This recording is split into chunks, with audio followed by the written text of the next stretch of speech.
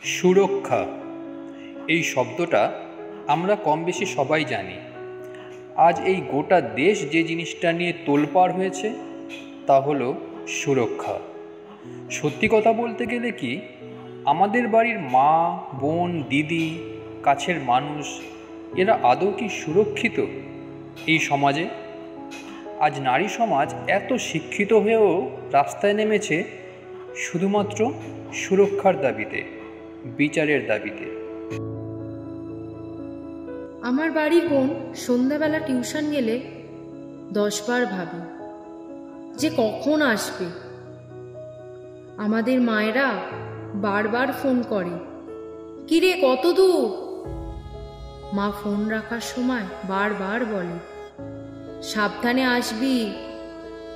বাড়ি থেকে বেরোনোর সময় ঠিক একই কথা বলে, সাবধানে যা। কেন বলে? কারণ আমাদের দেশটা সুরক্ষিত নয়, সুরক্ষার অভাব এই দেশে।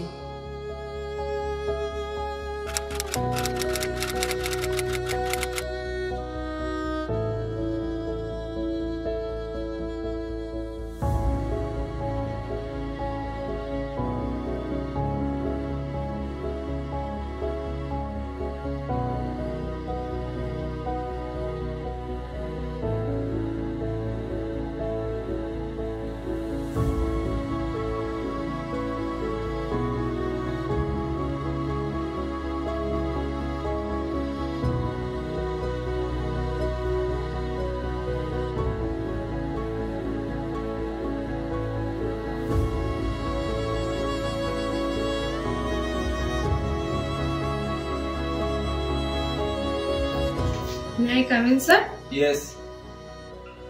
Yes, well, please take your seat. Thank you, sir.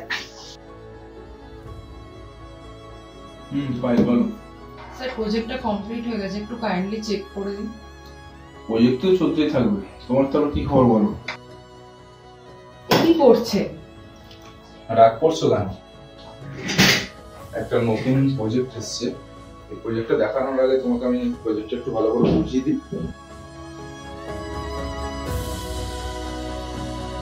আর না, এবার সব বন্ধ হোক। এই নারী সমাজকে আর দমিয়ে না রাখা হোক। পাড়ার কিছু বাজে ছেলেদের জন্য আজ গোটা যুবক সমাজকে সন্দেহের চোখে দেখা হয়। আর না, এবার নারীরা তাদের কথা তারাই বলবে। আমরা ভুলে যাচ্ছি যে মা দুর্গা অসুরবধ করে নারী জাতির নাম স্মরণীয় করে গেছে। ইতিহাস সাক্ষী আছে, বহু নারী এদেশকে স্বাধীন করতে নিজেদের প্রাণ ত্যাগ করেছিল। আর ঝাঁসি রানী লক্ষ্মীবাই, তিনি তো দেখিয়ে দিয়েছেন গোটা সমাজের চোখে আঙুল দিয়ে নারী প্রকৃতি, শক্তির সরকার। আজ সেই নারী জাতিরই সুরক্ষার অভাব, স্বাধীনতার অভাব। আজ সেই নারী জাতিকে দমিয়ে রাখা হচ্ছে, ঘর বন্দি করে রাখা হচ্ছে। অনেক হয়েছে, আর না। এবার এই নারীরাই চোখে চোখ রেখে কথা বলবে। কেউ কিছু কথা বললে আর মেনে নেবে না, তার উপযুক্ত জবাব দেবে। কেউ চোখ তুলে কুদৃষ্টিতে তাকালে তার চোখ খুবলে নেবে।